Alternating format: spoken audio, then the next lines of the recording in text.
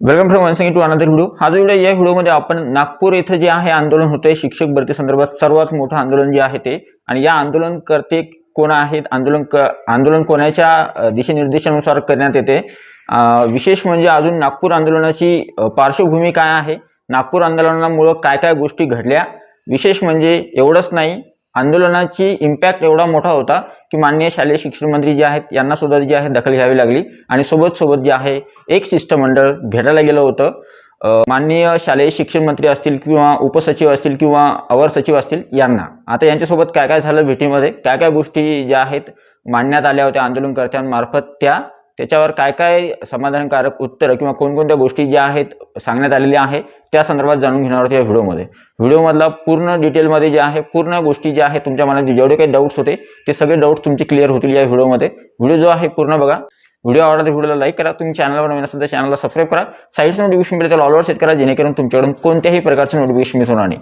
Video जो आहे एकदम आपण टोटल माहिती बघणार आहोत या व्हिडिओमध्ये, त्याच्यामुळे व्हिडिओ जो आहे न स्किप करता आणि टोटल माहिती जी आहे ती तुमच्या महत्त्वाची आहे। ठीक आहे, तर चला सुरू करूया आजचा व्हिडिओ। टेलिग्राम चॅनल, व्हॉट्सअप चॅनलची लिंक डिस्क्रिप्शनमध्ये आहे, त्यांना सुद्धा तुम्ही जॉईन करू शकता किंवा सबस्क्राइब करू शकता। आणि हा सगळ्यात महत्त्वाची गोष्ट म्हणजे काही अभियोगधारकांचं म्हणणं होतं की सर आंदोलन सुरू आहे, आंदोलनाला तुमचा पाठिंबा आहे किंवा नाही, त्या संदर्भात सुद्धा बोलणार आहे। आणि जे अभियोगधारक उन्हातानामध्ये किंवा एवढ्या खूप मोठ्या जास्त थंडीमध्ये जे आहे नागपूर इथं आंदोलन करतायत, आंदोलन करणारे जे अभियोगधारक आहेत ते आपलेच बांधव आहेत आणि ते आपल्यासाठी करतायत, त्याच्यामुळं आपली काय भूमिका आहे आणि आपण खरोखर त्या सगळ्यांची जे आहे सगळ्यात अगोदर आभार। आणि मी व्हिडिओमध्ये सुद्धा सांगणार आहे सगळ्या गोष्टी। व्हिडिओ जो आहे आता सुरू करूया। सगळ्यात पहिले महत्त्वाचा मुद्दा असा आहे की काय काय गोष्टी झाल्या ते सांगतो। ठीक आहे, सगळ्यात अगोदर आंदोलन कुठं सुरू आहे ते सुद्धा सांगून देतो। बघा, नागपूर इथं जे आहे सद्यस्थितीमध्ये हिवाळी अधिवेशनाच्या पार्श्वभूमीवर एक आंदोलन सुरू आहे। आंदोलन जे आहे माननीय संदीप कांबळे सर असतील यांच्या नेतृत्वाखाली होत आहे। आता आंदोलनकर्ते जे आहेत त्यांच्या वतीने एक शिष्टमंडळ जे आहे काल माननीय अवर सचिव असतील, उपसचिव असतील किंवा माननीय शालेय शिक्षण मंत्री महोदय असतील यांच्यासोबत त्यांची जी आहे काल त्यांचं डिस्कशन झालंय। त्या डिस्कशनमध्ये काय काय गोष्टी झाल्या ते सांगतो तुम्हाला। सगळ्यात पहिलं महत्त्वाचं, शिष्टमंडळ ज्यावेळेस भेटायला गेलं त्यावेळेस कोणकोणत्या महत्त्वाच्या मागण्या होत्या त्या मागण्या सांगून देतो, जेणेकरून शिक्षक भरतीला कसा फायदा होणार आहे ते सुद्धा सांगतो। सगळ्यात पहिला महत्त्वाचा मुद्दा होता आंदोलनकर्त्यांचा, तो होता कंत्राटी भरती प्रक्रिया जी आहे ती रद्द करावी किंवा ती स्थगित करावी। ठीक आहे, म्हणजे आता सद्यस्थितीमध्ये तुम्ही बघितलं असेल की महाराष्ट्र राज्यामध्ये ज्या आहेत वेगवेगळ्या ठिकाणी जी आहे जी कंत्राटी भरती प्रक्रिया करण्यात येते आणि कंत्राटी भरती प्रक्रिया जर केली तर त्यावेळेस जे कायमस्वरूपी शिक्षक पवित्र पोर्टलद्वारे भरल्या जातात तर त्यांची पदसंख्या कमी होऊ शकते। त्याच्यामुळे सगळ्यात मोठा आणि पहिला महत्त्वाचा धोका जो होता तो होता कंत्राटी भरतीचा। तर त्या संदर्भात त्यांनी सांगितलंय आणि उत्तर असं मिळालेलं आहे, उत्तर सुद्धा समाधानकारक मिळालं। उत्तर असं सांगितलेलं आहे की माननीय सचिव महोदय जे आहेत त्यांनी सांगितलंय की या संदर्भात जे आहे आम्ही विचार करू आणि यावर योग्य उपाययोजना जी आहे ती केल्या जाणार आहे, लवकरच त्या संदर्भात निर्णय सुद्धा होईल। दुसरी महत्त्वाची गोष्ट होती की दुसरा महत्त्वाचा जो धोका होता तो होता समूह शाळेसंदर्भात। समूह शाळा निर्णय जो आहे तो तात्काळ रद्द करण्यात यावा, कारण की तुम्हाला माहित असेल समूह शाळा म्हणजे काय, तर समूह शाळा म्हणजे जवळपास 0 ते 10 पटसंख्या असणाऱ्या किंवा 0 ते 20 पटसंख्या असणाऱ्या ज्या शाळा आहेत त्याच्यामध्ये विद्यार्थी संख्या जी आहे ती कमी आहे। त्याच्यामुळे विद्यार्थी संख्या कमी असल्यामुळे शासनाने काय निर्णय घेतला होता की या ज्या शाळा आहेत जिथे विद्यार्थी संख्या पटसंख्या कमी आहे तर त्या ठिकाणी काय करायचंय, 2-3 शाळा एकत्र करून जी आहे समूह शाळा स्थापन करायची, म्हणजे त्यांना 2-3 शाळांना मर्ज करायचं आणि त्याच्यापासून समूह शाळा निर्माण करायची, जेणेकरून शिक्षक सुद्धा कमी लागतील आणि विद्यार्थ्यांसुद्धा जे आहे विद्यार्थ्यांसाठी सुद्धा जी आहे चांगल्या पद्धतीची सुविधा तिथे उपलब्ध केल्या जाईल। तर अशा प्रकारची जी गोष्ट आहे समूह शाळा, तर समूह शाळा जो हे होता काय उपक्रम होता किंवा समूह शाळा जी आहे तर हा जो निर्णय आहे तो तात्काळ रद्द करण्यात यावा, या संदर्भात सुद्धा जे आहे त्यांनी मागणी केली होती। याचा इम्पॅक्ट शिक्षक भरतीवर कसा होणार होता, समूह शाळा जर झाली असती तर शाळा ज्या आहेत वेगवेगळ्या ठिकाणच्या वाडा, वस्ती, तांडे इथल्या ज्या शाळा तिथे 2-2, 4-4, 5-5, 6-6 विद्यार्थी शिकतात, मग त्यांना दूरपर्यंत शिक्षणासाठी जावं लागू शकतं, त्यांना शिक्षणापासून ते वंचित राहू शकतात। मग या सगळ्या गोष्टीमुळे हा जो निर्णय आहे समूह शाळा निर्णय, हा निर्णय सुद्धा जो आहे रद्द करण्यात यावा, ही सुद्धा प्रमुख मागणी या आंदोलनामध्ये ठेवण्यात आली होती। ठीक आहे, त्याच्यावर त्यांनी काय सांगितलंय बघा, त्यांनी सांगितलंय की जे आहे या संदर्भात सुद्धा त्यांनी निर्णय जो आहे सांगितलेला आहे की या गोष्टी ज्या आहे आम्ही विचार करू, या संदर्भात निर्णय लवकर होईल आणि एक खात्रीशीर उत्तर जे आहे म्हणजे ॲक्च्युअलमध्ये त्यांनी सांगितलंय की सद्यस्थितीमध्ये ज्या या गोष्टीवर विचार केला जाईल आणि या गोष्टींबद्दल लवकरात लवकर निर्णय घेतला येईल, पण सद्यस्थितीमध्ये लिखित स्वरूपात जे आहे काहीही दिलेलं नाहीये। त्याच्यामुळे आंदोलनकर्ते जे आहेत थोडेफार आता सद्यस्थितीमध्ये काय होत नाही, ते जेवढे पाहिजे तेवढे समाधानकारक नाहीयेत, पण बाकीच्या गोष्टी ज्या आहेत त्या सगळ्या बाकीच्या गोष्टी याच्यामध्ये कोणकोणत्या गोष्टी साध्य झाल्या ते सुद्धा सांगतो। सगळ्यात तिसरी महत्त्वाची गोष्ट होती ती होती, आता आंदोलनकर्त्यांचं असं म्हणणं होतं की जर समूह शाळा हा जर उपक्रम किंवा समूह शाळा जर राबवण्यात आली किंवा हा जो निर्णय घेण्यात आला तर त्यावेळेस मात्र जास्तीत जास्त ठिकाणी काय होईल, समूह शाळेंचं जर समजा स्थापना केली किंवा समूह शाळा तयार झाल्या तर त्यावेळेस शिक्षकांची पदसंख्या जी आहे ती अतिरिक्त होईल आणि शिक्षक अतिरिक्त झाले म्हणजे त्यांचं समायोजन दुसऱ्या ठिकाणी करावं लागेल. म्हणजे जिथं व्हॅकन्सीज आहेत त्या ठिकाणी त्यांना जर तिथं अपॉइंट केलं गेलं तर त्यावेळेस व्हॅकन्सीज जातील आणि व्हॅकन्सीज कमी आल्या तर शिक्षक भरती कमी होईल. त्याच्यामुळे जे आहे समूह शाळा जे आहे निर्णय जो आहे तो रद्द करावा या संदर्भात त्यांची प्रमुख मुद्दा जो आहे या आंदोलनाचा हा होता. ठीक आहे. आता एक महत्त्वाची गोष्ट आहे ती आहे आंदोलनामध्ये एक गोष्ट महत्त्वाची प्रामुख्यानं मांडण्यात आली. ती गोष्ट अशी होती की परीक्षा झाली, परीक्षा होऊन जवळपास 6 महिने झाले आणि निकाल लागून जवळपास 3 महिने झाले तरी सुद्धा पवित्र पोर्टल जे आहे अजून सुरू झालेलं नाहीये. मग त्या संदर्भात काय निर्णय आहे, कधी पवित्र पोर्टल सुरू होणार आहे या संदर्भात सुद्धा उत्तर मिळालेलं आहे. उत्तर काय आहे बघा, उत्तर असं आहे की त्यांनी सद्यस्थितीमध्ये सांगितलेलं आहे की जे शिष्टमंडळ भेटायला गेलं होतं त्यांना असं उत्तर मिळालेलं आहे की सद्यस्थितीमध्ये आम्ही काम करतोय, ते काही टेक्निकल इश्यू आहे आणि टेक्निकल इश्यू जरी असले तरी सुद्धा येणाऱ्या 8 ते 10 दिवसामध्ये जे आहे पवित्र पोर्टल तुम्हाला सुरू झालेलं दिसेल आणि पवित्र पोर्टलवरची जी प्रक्रिया आहे, नाव नोंदणीची प्रक्रिया किंवा रजिस्ट्रेशनची प्रक्रिया ती सुद्धा लवकरात लवकर आम्ही सुरू करणार आहोत. पुढची जी गोष्ट आहे ती आहे एक मुद्दा अजून एक मांडण्यात आला होता तो होता आश्रमशाळेचा. जसा उदाहरणार्थ आश्रमशाळा विभा भजच्या ज्या जागा होत्या त्या जागा पवित्र पोर्टलला येणार आहेत तशाच प्रकारचा निर्णय जो आहे समाज कल्याणच्या ज्या शाळा आहेत किंवा समाज कल्याण विभाग किंवा निवासी आश्रमशाळा ज्या आहेत यांच्या संदर्भात सुद्धा निर्णय घेण्यात यावा. तर त्या संदर्भात लवकरात लवकर जे आहे शासन निर्णय आम्ही घेऊ. त्या संदर्भात शासन निर्णय जो आहे लवकरात लवकर पारित केला जाईल आणि तो शासन निर्णय जो आहे आणला जाईल आणि त्यामध्ये सुद्धा जे आहे 1:3 प्रमाण मुलाखतीसाठी ठेवण्यात यावं या संदर्भात सुद्धा आम्ही विचार करणार आहोत. अशा प्रकारचं उत्तर मिळालेलं आहे. पुढची जी अपडेट आहे ती आहे, आता एक महत्त्वाची गोष्ट होती ती होती अल्पसंख्याक शाळेसंदर्भात. तुम्हाला माहित असेल आदिवासी विभाग, आश्रमशाळा किंवा जिल्हा परिषद, महानगरपालिका, नगरपालिका, खाजगी शैक्षणिक संस्था या सगळ्यांच्या जागा ज्या आहेत पवित्र पोर्टलद्वारे येणार आहेत. त्याच्यामुळे जे आहे ही गुड न्यूज आहे अभ्यागतधारकांसाठी शिक्षक भरती 2025 साठी. पण याच्यामध्ये एक शाळा जी आहे अल्पसंख्याक शाळा ज्या आहे मायनॉरिटी स्कूल ज्या आहेत त्यांच्या जागा ज्या आहेत पवित्र पोर्टल मार्फत भरण्यात येत नाही. तर त्या संदर्भात सुद्धा जे आहे उपाययोजना करावी जेणेकरून अल्पसंख्याक शाळेच्या ज्या जागा आहेत त्या सुद्धा पवित्र पोर्टल मार्फतच भरण्यात यावा. पण त्याच्यासाठी काही शासकीय गोष्टी लागतात किंवा शासकीय लेवलवर काही गोष्टी कराव्या लागतात. त्याच्यामुळे त्या गोष्टी होण्यासाठी विलंब लागेल. त्याच्या संदर्भात विचार विनिमय केला जाईल आणि नंतर तो निर्णय घेतला जाईल. अशा प्रकारचं उत्तर जे आहे मिळालेलं आहे. पुढची जी गोष्ट आहे ती आहे शिक्षक भरती पदसंख्या किती पदांसाठी होणार आहे. म्हणजे आंदोलनकर्त्यांनी हे सुद्धा सांगितलं की जी शिक्षक भरती 2025 होणार आहे, आता परीक्षा झाली, रिझल्ट लागला, नंतर शिक्षक भरती सुद्धा तुम्ही 2025 करणार आहात. पण नेमकं किती पदांसाठी शिक्षक भरती होणार आहे जेणेकरून प्रत्येक अभ्यागतधारकाला समजेल की किती पदांसाठी नेमकी पद भरती होणार आहे ते आम्हाला सांगा. तर त्या संदर्भात त्यांनी उत्तर असं दिलेलं आहे की त्यांनी सांगितलं की सुरुवातीला आम्ही जे आहे सुरुवातीला पहिल्या टप्प्यामध्ये जे आहे 12,000 पदांची पदभरती करणार आहोत आणि दुसऱ्या टप्प्यामध्ये जे आहे 10,000 पदांची पदभरती केल्या जाईल. म्हणजे एकूण पदभरती जी आहे ती 22,000 पदांची केल्या जाईल.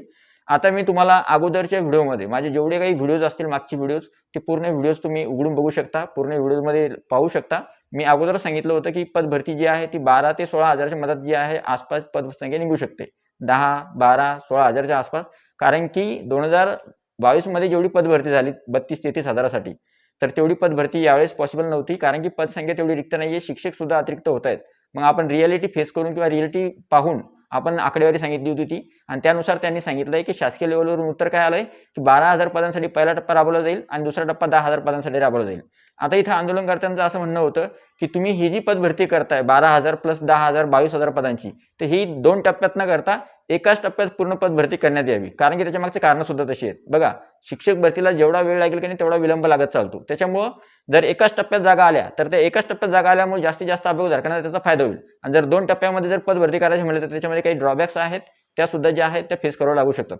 त्याच्यामुळं आंदोलनकर्त्यांचं असं म्हणणं आहे की या सर्व जागा ज्या आहेत त्या एकाच टप्प्यामध्ये ज्या आहेत भरल्यात याव्या. आता पुढची जी महत्त्वाची गोष्ट आहे ती आहे एक बिंदू एक पद. म्हणजे ऍक्च्युली काही वेळेस काय होतं ज्या उमेदवारांना जास्त मार्क्स आहेत किंवा काही ठिकाणी काय होतं कधी कधी एखादा उमेदवार जो आहे तो 3-4 वेळेस निवड होते. म्हणजे वारंवार एकच उमेदवार रिपीट होत राहतो.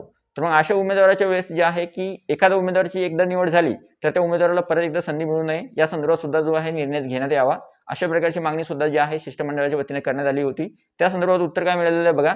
त्यांनी असं सांगितलंय की जर एखादा उमेदवार जर त्याची निवड जी आहे वारंवार होते किंवा एका म्हणजे त्याला स्कोअर चांगला आहे त्याची निवड वेगवेगळ्या ठिकाणी होते तर त्यावेळेस जे आहे अशा गोष्टी करण्यासाठी आम्ही काय करणार आहोत किंवा त्याला लिमिटेशन असेल, म्हणजे थोडक्यात काय की त्यांनी असं सांगितलं ही गोष्ट पॉसिबल तर नाही. कशी की जर समजा एखादा उमेदवार एखाद्या ठिकाणी निवडला गेला आणि परत दुसऱ्या लिस्टमध्ये त्याचं नाव आलं, परत तो निवडला गेला, तिसऱ्या लिस्टमध्ये त्याचं नाव आलं, परत तो निवडला गेला, तर असं न करता काय करता येईल, जे काही प्रिफरन्स येतात म्हणजे ज्या काही जाहिराती येतात, जाहिराती आल्यानंतर प्रिफरन्स द्यावे लागतात, तर प्रिफरन्स देण्यामध्ये लिमिटेशन आम्ही यावेळेस कदाचित त्याच्या संदर्भात निर्णय होऊ शकतो. लिमिटेशन जर आले तर कमी प्रमाणामध्ये प्रिफरन्स येतील आणि कमी प्रमाणामध्ये प्रिफरन्स आले म्हणजे एखाद्याला काय होतं, मागच्या भरतीमध्ये काही जणांना 5-5, 6-6 असे प्रिफरन्स आले. त्याच्यामुळे उमेदवारांनी सगळ्याच ठिकाणी प्रिफरन्स दिले. तर यावेळेस जे आहे ते लिमिटेशन ठेवावं, जेणेकरून लिमिटेशन जर आलं प्रिफरन्सला तर तो उमेदवार काही मोजक्या ठिकाणी तो निवडला जाईल, त्याच ठिकाणी त्याची नियुक्ती होईल किंवा त्याच ठिकाणी त्याचं सिलेक्शन होईल. बाकी इतर जागा ज्या आहेत त्या सामान्य अभियोगधारक जे आहेत त्यांना मिळतील. ठीक आहे, याच्या संदर्भात सुद्धा विचार होणार आहे. आता पुढचा जो निर्णय होता तो होता, तुम्हाला माहित असेल 2022 मध्ये जे आहे एक मुद्दा गाजला होता, तो मुद्दा होता माननीय दीपक केसरकर साहेब जे आहेत ज्यावेळेस शालेय शिक्षण मंत्री होते, तर त्यावेळेस त्यांनी एक मुद्दा उपस्थित केला होता की डिस्ट्रिक्ट वाईज पदभरती जी आहे ती केल्या जावी. पण यावेळेस जे आहे यावेळेस माननीय शालेय शिक्षण मंत्री जे आहेत दादासाहेब भुसे सर यांनी असं सांगितलंय की नाही, डिस्ट्रिक्ट वाईज पदभरती केल्या जाणार नाही.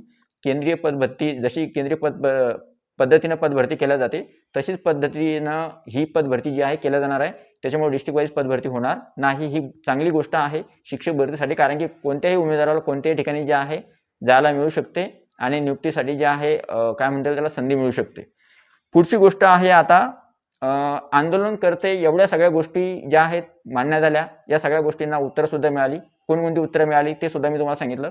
आता यातल्या काही गोष्टी जवळपास मॅक्झिमम गोष्टी ज्या आहेत त्या साध्य झाल्या. पवित्र पोर्टलचं रजिस्ट्रेशन, जागेसंदर्भात पद संख्या किती येणार, संच मान्यता, नंतर सोबत जे आहे 1.1 पद, या सगळ्या गोष्टी आणि महत्त्वाची गोष्ट कंत्राटी पद भरती आणि सोबत समूहशाळा या संदर्भात सुद्धा आम्ही निर्णय घेऊ. फक्त आम्हाला थोडा कालावधी लागेल. अशा संदर्भात उत्तर देण्यात आलेलं आहे. पण तरी सुद्धा जे आहेत आंदोलनकर्ते जे आहेत आंदोलनकर्त्यांचं समाधान झालेलं नाहीये. त्यांनी अजूनही सांगितलंय की आंदोलन जे आहे कंटिन्यू राहणार आहे. आंदोलन कालच्या तारखेमध्ये सुरू झालं. आंदोलनकर्ते जे आहेत त्यांचं समाधान न झाल्यामुळे त्यांनी आंदोलन कंटिन्यू करण्याचा निर्णय घेतलाय आणि आंदोलन जे आहे कंटिन्यू करण्यात येते. आता सगळ्यात महत्त्वाची गोष्ट याच्या मागचं कारण सुद्धा सांगतो. सद्यस्थितीमध्ये असं तिथले जे आमदार आहेत तर ते आमदार विधिमंडळामध्ये हे प्रश्न उपस्थित करू शकतात शिक्षक पद भरती संदर्भात. त्याच्यामुळे हा मुद्दा अजून जास्त हायलाईट होईल आणि जास्तीत जास्त जागा पवित्र पोर्टलवर येतील आणि शिक्षक पद भरती सुद्धा वेगवान पद्धतीने होईल. एवढंच नाही, एक मुद्दा जो आहे आंदोलनकर्त्यांच्या वतीनं मांडण्यात आला होता की त्यांचं असं म्हणणं होतं की जर तुम्ही शिक्षक पद भरती 2025 करताय तर त्यावेळेस एक रोडमॅप सुद्धा सांगा आम्हाला की बुवा कोणकोणती गोष्ट केव्हा केव्हा होणार आहे. म्हणजे आतापर्यंत शिक्षक पद भरती कशी होते की परीक्षा झाली, 6 महिने झाले, नंतर परीक्षा झाल्यानंतर रिझल्ट लागायला 3 महिने लागले, नंतर रिझल्ट लागल्यानंतर आता पवित्र पोर्टल सुरू व्हायला 6 महिने झाले तरी सुद्धा अजून पवित्र पोर्टल सुरू नाहीये. तर मग एक रोडमॅप द्या की या दिवशी या गोष्टी होतील, या दिवशी पवित्र पोर्टलचं रजिस्ट्रेशन होईल, या दिवशी जाहिराती येतील, या दिवशी पसंतीक्रम घेतला जाईल या तारखेमध्ये आणि नंतर मग निवड यादी प्रसिद्ध केली जाईल. एक रोडमॅप द्या जेणेकरून विद्यार्थ्यांना कळेल की कुठपर्यंत पद भरती चालेल, जेणेकरून प्रत्येक सामान्य अभिभावकाला त्याचा फायदा होईल. तर त्यांनी सांगितलंय की या संदर्भात जे आहेत उत्तर जे आहे समाधानकारक न मिळाल्यामुळे त्यांनी रोडमॅप जो आहे त्या संदर्भात त्यांनी सांगितलं की आता रोडमॅप जो आहे सादर करण्यापेक्षा आम्ही लवकरात लवकर पद भरती जी आहे ती करू. त्याच्यामुळं जेवढ्या लवकर होईल तेवढ्या लवकर आमचा प्रयत्न असेल. फक्त रोडमॅप जो आहे तो सादर करणं कदाचित शक्य होणार नाही. त्याच्यामुळेच आंदोलनकर्ते जे आहेत त्यांनी आंदोलन जे आहे ते कंटिन्यू करण्याचा निर्णय घेतलाय आणि आंदोलनामधून ज्या काही गोष्टी साध्य झाल्यात, उदाहरणार्थ मी ज्या काही गोष्टी सांगितल्या तुम्हाला, या सगळ्या गोष्टींचं फलित फक्त हे आंदोलन आहे जे आंदोलन नागपूर इथं होतंय. ठीक आहे. आता अजून एक मुद्दा होता जो इथं मांडण्यात आला होता. तो मुद्दा हा होता शिक्षण सेवकांचं जे मानधन आहे त्यात सुद्धा वाढ करण्यात यावी, हा सुद्धा मुद्दा मांडण्यात आला होता. तर त्यांनी सांगितलं की आमच्याच सरकारच्या काळामध्ये म्हणजे ज्यावेळेस जे गव्हर्नमेंट आहे सद्यस्थितीमध्ये त्यांनीच शिक्षण सेवकांचं जे मानधन आहे ते 6,000 वरून 16,000 केलं.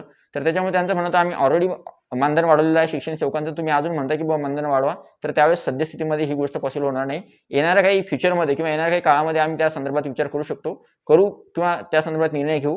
तर अशा प्रकारचं उत्तर मिळालेलं आहे. आता सगळ्यात महत्त्वाची गोष्ट की आपला जो आहे या आंदोलनाला पाठिंबा आहे किंवा नाही तर या मागचं जे आहे दुमतच नाहीये. आपला 100% पाठिंबा जे आहे नागपूर येथे जे आंदोलन होते जे संदीप कांबळे सर यांच्या नेतृत्वाखाली होते त्याला पाठिंबा आहे. आपले जेवढे व्ह्युअर्स आहेत किंवा सबस्क्रायबर्स आहेत किंवा जेवढे काही आपले पाहणारे आहेत त्यांना सगळ्यांना निवेदन आहे, नम्र निवेदन आहे की जर तुम्ही नागपूरच्या आसपास किंवा नागपूरमध्ये किंवा पूर्ण महाराष्ट्रामध्ये कुठेही राहत असाल आणि जर शिक्षक भरतीमध्ये तुम्हाला खारीचा वाटा उचलायचा असेल तर तुम्ही आंदोलन स्थळ जे आहे तिथे जाऊ शकता, आंदोलनामध्ये सहभाग नोंदवू शकता आणि ही जी गोष्ट आहे ही प्रत्येक अभियोगधारकासाठी होणार आहे. म्हणजे उदाहरणार्थ विचार करा तुम्ही की बुवा काही अभियोगधारक जे कालच्या तारखेमध्ये तिथे होते तर एवढ्या उन्हामध्ये जे आहेत आंदोलन झालंय, नंतर सोबत एवढ्या थंडीमध्ये रात्रीला एवढी थंडी असते तरीसुद्धा त्या थंडीमध्ये जे आहे तिथे थांबलेले आहेत. त्याच्यामुळं ज्या अभियोगधारकांना शक्य होईल त्यांनी आंदोलनस्थळी जावं आणि जास्तीत जास्त अभियोगधारक जर दिसले तर त्याचा इम्पॅक्ट जो आहे तो जास्त पडतो. त्याच्यामुळे जे आहे त्या मागण्या लवकरात लवकर मान्य होण्यासाठी मदत होते. त्याच्यामुळे जास्तीत जास्त अभियोगधारकांनी तिथे जाण्यासाठी जे आहे प्रयत्न करावे. आता महत्त्वाची गोष्ट जी आहे आपला या संदर्भात तर पाठिंबा आहेच, सोबत अजून एक महत्त्वाची गोष्ट सांगतो. जे काही अभियोगधारक आंदोलनामध्ये आहेत त्या सर्व अभियोगधारकांचे मनापासून आभार, कारण की त्यांच्यामुळेच जे आहे शिक्षक भरती 2025ला जी आहे ज्या प्रक्रियेला वेगवान आता सुरुवात होणार आहे आणि ज्या काही गोष्टी समोर होतील तर त्या फक्त या आंदोलनामुळे होतील. त्याच्यामुळे या सर्व अभियोगधारकांचे जे अभियोगधारक किंवा जे बांधव किंवा भगिनी ज्या आहेत तिथे गेलेले आहेत त्या सर्वांचे मनापासून आभार, की तुम्ही जे आहे बाकीच्या अभियोगधारकांसाठी किंवा आमच्यासाठी जे आहेत उन्हातानामध्ये किंवा खूप थंडीमध्ये तिथे जाताय तर तुमच्यासाठी जे आहे तुमचे मनापासून आभार या सगळ्या गोष्टी केल्याबद्दल. तर हा व्हिडिओ होता, ही पूर्ण माहिती होती. अशा प्रकारचं जे आहे नागपूर येथे जे आंदोलन होते त्या संदर्भात काय अपडेट होत्या या सगळ्या अपडेट्स तुम्हाला एकाच व्हिडिओमध्ये मी सांगितल्या. तर आय होप हा जो व्हिडिओ तुम्हाला आवडला असेल. व्हिडिओ आवडला तर व्हिडिओला लाईक करा. हा जो व्हिडिओ आहे हा जास्तीत जास्त शेअर करायला विसरू नका. भेटूया पुढच्या व्हिडिओमध्ये. तुमच्या काही अभिप्राय असेल किंवा तुम्हाला मत व्यक्त करायचं असेल आणि नागपूर आंदोलनाविषयी तर त्या संदर्भात तुम्ही जे आहे नागपूर येथे जे आंदोलन होते जे अभियोगधारक करतायत त्यांच्या संदर्भात जे आहे तुम्ही कृतज्ञता व्यक्त करू शकता किंवा त्यांचे आभार मानू शकता कमेंट बॉक्समध्ये. तर कमेंट नक्की करा. तर व्हिडिओ आवडला तर व्हिडिओला लाईक करा, चॅनलला सबस्क्राईब करा. भेटूया पुढच्या व्हिडिओमध्ये. तोपर्यंत व्हिडिओ बघितल्याबद्दल thank you so much. Take care. Bye bye.